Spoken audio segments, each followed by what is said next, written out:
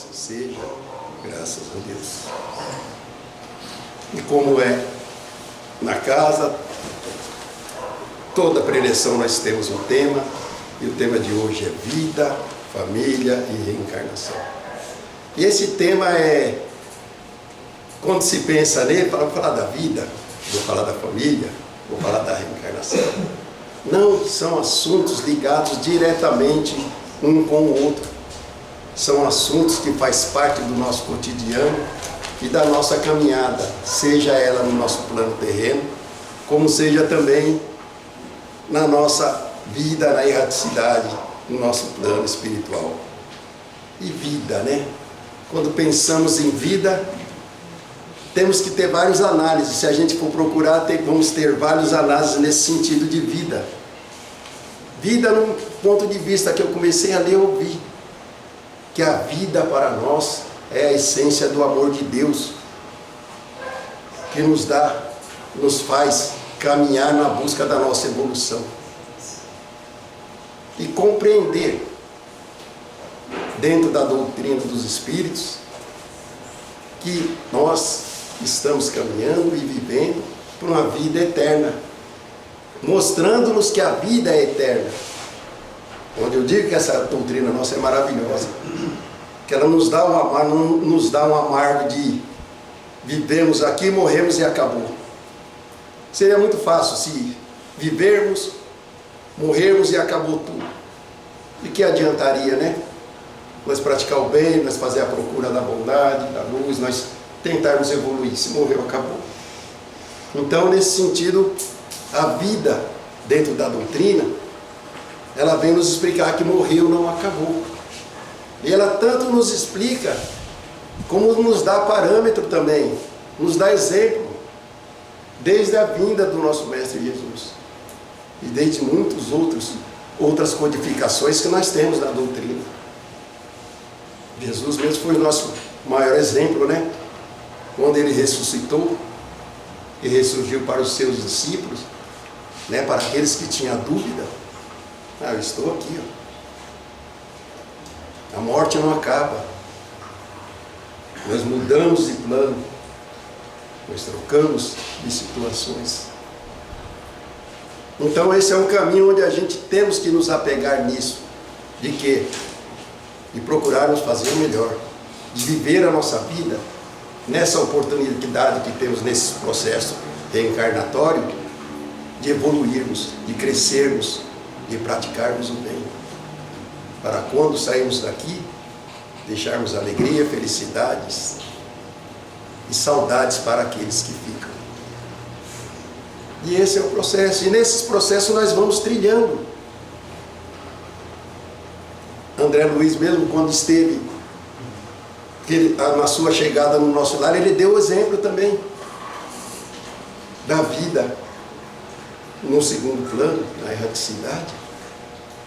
Como que ele deu exemplo? Que numa parte do livro Nosso Lar, nós temos lá que aquele companheiro que acolheu ele lá no seu tratamento, na busca do seu tratamento, ele foi acomodado em um lar. E quando a mãe daquele companheiro veio a encarnar, voltar para a sua encarnação, eles choraram. E é como nós aqui. Então nós temos que entender que só estamos trocando de plano. Os que vêm de lá choram por nosso cárcere desse corpo, como aqueles, quando saímos daqui, que perdemos o que partiu para a nova esfera, choramos também. Mas que possamos chorar de saudade, de alegria, e nós, nos olhar também, perceber que estamos deixando alegria e felicidade. E a reencarnação, que é o outro ponto de vista nesse sentido da nossa fala. A reencarnação também é a grande oportunidade que temos, né? Dos nossos resgates para com aqueles os quais convivemos juntos. Seja ela para vir pedir perdão, como vir passar a resignação também para ser perdoado. Seja ela com aqueles irmãos afins, para que possamos juntos, com as nossas afinidades, com os nossos amores, poder chegar e dar continuidade às nossas tarefas que temos para cumprir aqui. Porque quando encarnamos aqui, quando reencarnamos, nós buscamos aqui o que? Vir no mesmo lar, vir no mesmo caminho, para que assim reparar a nossa caminhada. Que não temos só uma reencarnação, a doutrina nos explica e ela é clara. Quantas vezes for necessário, teremos que voltar aqui para as nossas reparações. E se eu reparei tudo, se eu for um espírito puro, retornarei também para fazer as missões da necessidade que tem nesse plano. Como tivemos muitos exemplos, né? E temos até hoje Madre Teresa, Frei Damião, Chico Xavier, de Irmã Dulce e muitos outros, de Valdo Pereira Franco, que hoje está aí. Então nós temos muitos missionários que hoje, né? Nós não sabemos como vamos voltar nessas nossas caminhadas. Mas a reencarnação é a nossa grande oportunidade de aparar as arestas. Elas faz e exige que nós nos conciliemos com esses nossos irmãos, nos quais nós estamos hoje presentes. Porque se nós percebermos, quando reencarnamos numa família muito grande, ou até de tamanho médio, nós percebemos que não é com todos os irmãos que nós temos aquelas afinidades de amor, de carinho, de convivência, de diálogo. Então muitas vezes nisso nos separamos. Mas vamos brigar, vamos lutar, nós com nós mesmos, para que nós possamos resgatar esses propósitos. No livro dos Espíritos, Allan Kardec, o Espírito da Verdade, ele nos traz algumas questões que nos esclarecem um pouco desse processo reencarnatório. E nesse processo, ele nos explica e nos dá entendimento para que nós possamos buscar esse conhecimento, essas dádivas, dentro desse sentido de que a doutrina dos Espíritos quer nos falar, quer nos esclarecer. Porque não é fácil, sempre vai ser uma busca difícil para nós ainda que estamos encarnados nesse processo. Só que a nossa busca, ela cabe a nós e tentar buscar esse entendimento. Não só nos assentarmos e ouvirmos as preleções, e sim e buscar dentro das codificações, dentro da Bíblia, dentro do Evangelho, dentro do Livro dos Espíritos, dentro das codificações desses irmãos que hoje buscam essas mensagens. E hoje nós temos campo para isso. Hoje nós temos os centros espíritas, que muitos têm curso, nós temos a internet, junto à federação, com vários cursos, para que a gente possa buscar. Muitas vezes nós fazemos um curso no centro espírita. Eu estudei 5 anos. Putz, 5 anos você estudou, que legal. 2 horas por semana. Aí eu pensando, 5 anos, fiz uma faculdade. Aí eu fiquei pensando, 600 horas eu estudei em 5 anos. Sendo que a gente tem uma eternidade para viver. Será que aprendemos? Vamos buscar, vamos interpretar, tentar entender o que a doutrina quer nos dizer, o que a doutrina quer nos preparar para as nossas caminhadas. E Kardec, no livro dos Espíritos, no livro 2,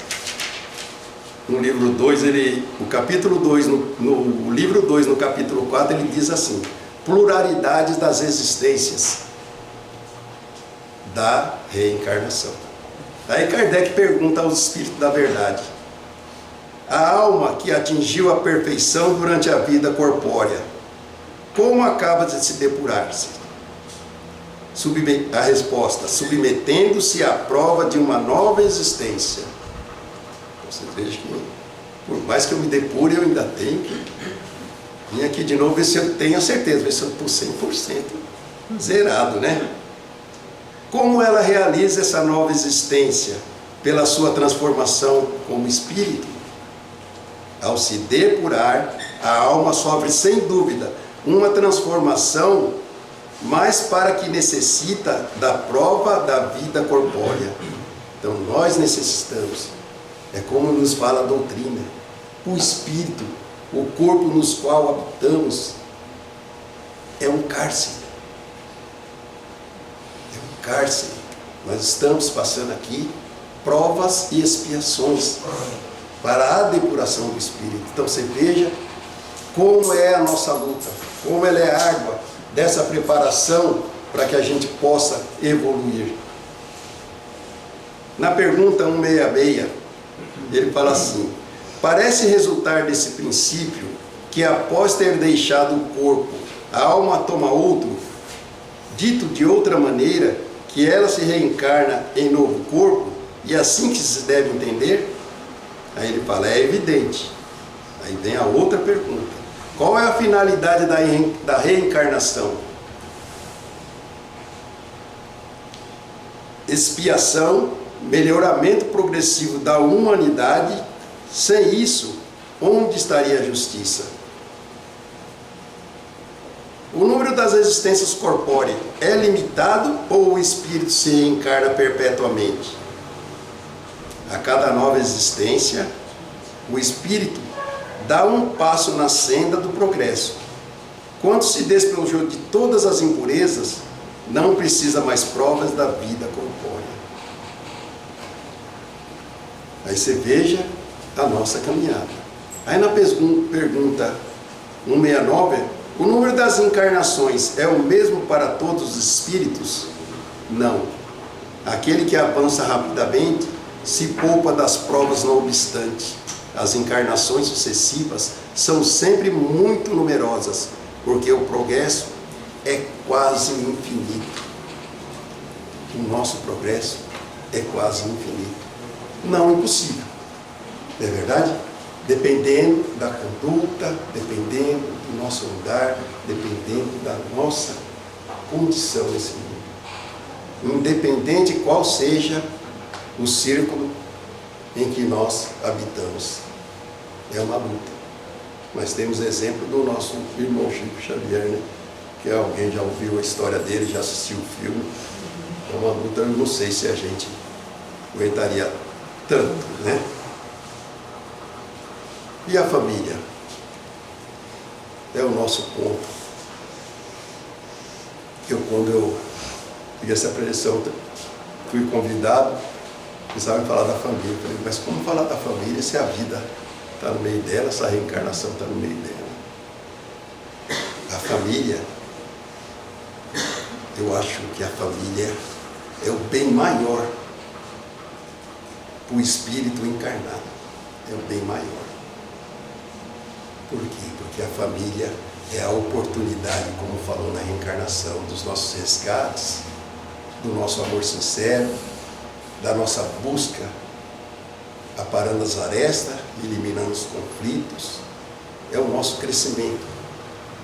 Porque quando encarnamos, quando reencarnamos, e nós estamos encarnados, nós nos comprometemos no plano espiritual, que nós aceitaria estar naquele círculo familiar, que nós nos comprometeríamos a tentar vivenciar junto aos nossos irmãos o que tínhamos que aqui fazer. Tanto que só que muitas vezes nós sucumbimos, muitas vezes nos afastamos por mazelas, por briga, por discórdia. E a doutrina é clara, que vamos ter que voltar de novo numa outra oportunidade para fazer essas aparas, para nos resgatar, para nos buscar esse carinho, essa amizade que temos que ter, que nós podemos ter qual seja for a diferença com o nosso irmão. Mas a essência do nosso amor, quando encarnamos, ela nasce. Porque eu posso não gostar do meu irmão, mas se eu ver alguém falar do meu irmão, eu vou comprar a briga dele. Né? Eu posso falar, mas ninguém pode falar. E aquele irmão que muitas vezes nós temos essas discordâncias, nós não temos essa amizade, muitas vezes em situações nós damos a vida por ele. E por que não nós tentarmos fazer da melhor forma possível? Por que não tentarmos agregar isso? Porque aqueles que já são afins, aquele que amamos, já amamos.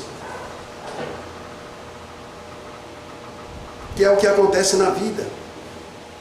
Às vezes eu tenho um vizinho que é mais meu irmão do que aquele irmão que convive comigo dentro da minha própria casa. Às vezes ele me fala, pô, mesma coisa que fosse irmão, cara, para mim é. E às vezes aquele com que a gente nos comprometemos a vir, aqueles que nós nos comprometemos a amar, a passar por tudo, nós pegamos e deixamos por falha, por ter que voltar numa outra encarnação, porque não deu para resolver.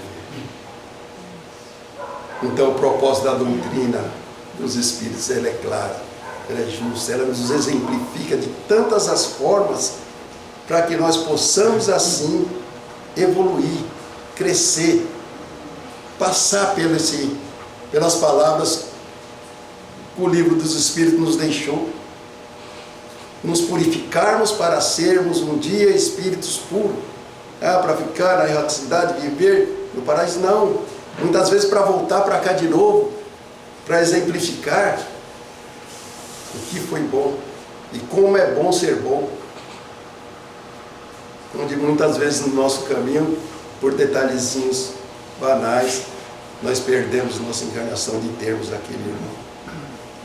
E buscamos de fora aquele que não é nosso irmão consanguíneo, que é igual fala aqui no Evangelho segundo o Espiritismo. Nós temos também aqui uma passagem que fala o parentesco corporal e o parentesco espiritual. Uma coisinha rápida aqui que ele fala assim, os laços de sangue não estabelecem necessariamente os laços entre os espíritos. O corpo procede do corpo, mas o espírito não procede do espírito. Porque o espírito existia antes da formação do corpo. Não foi o pai que criou o espírito do filho.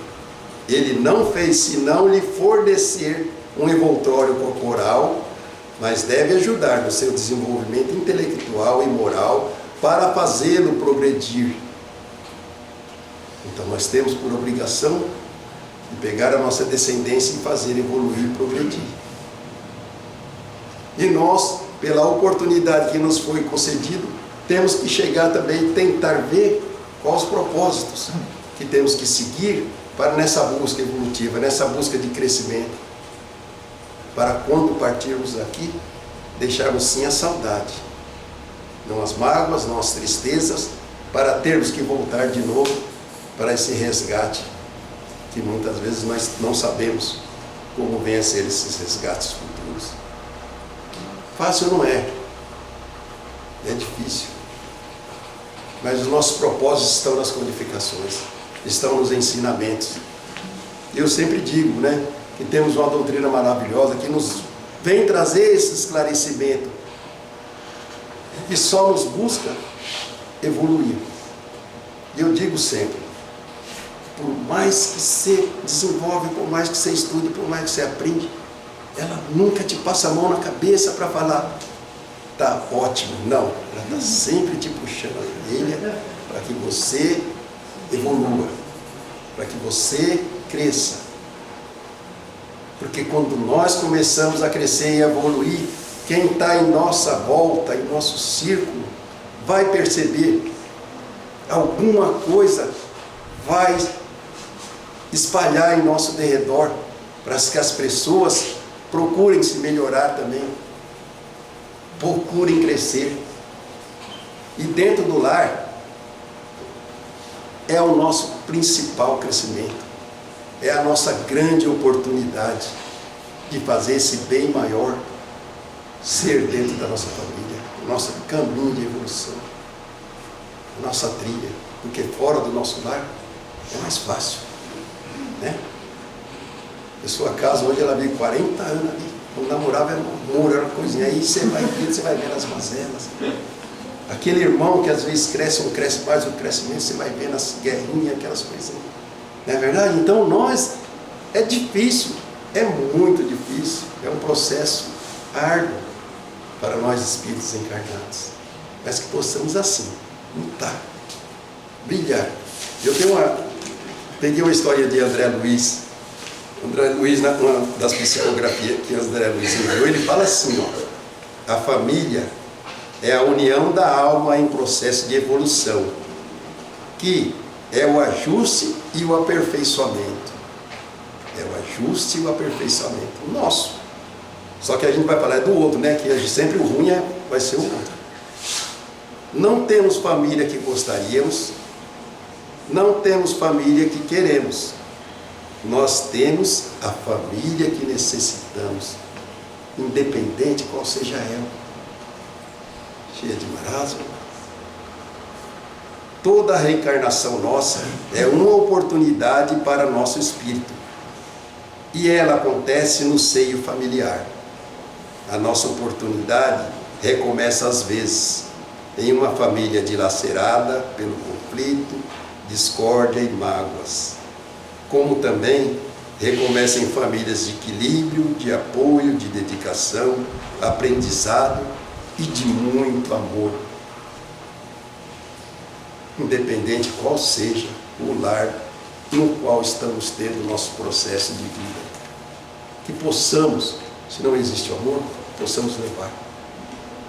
Que se existe o amor, possamos unir forças para trabalhar em prol da caridade, em prol do amor ao próximo, em prol de todas essas discórdias que nós estamos vivendo no planeta, no nosso país, na nossa cidade.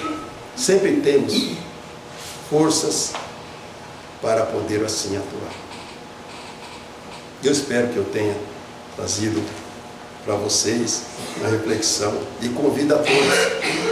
No capítulo 14 do Evangelho segundo o Espiritismo tem o parentesco, e no livro 2 de Kardec, e se a gente for lá na internet, no YouTube, nós vamos ver palestras excelentes, temas excelentes falando da reencarnação, falando, não acredite só no João, né, que o João pegou e leu para ele, e hoje pude compartilhar com vocês, tá bom? Muito obrigado, que Deus abençoe a todos.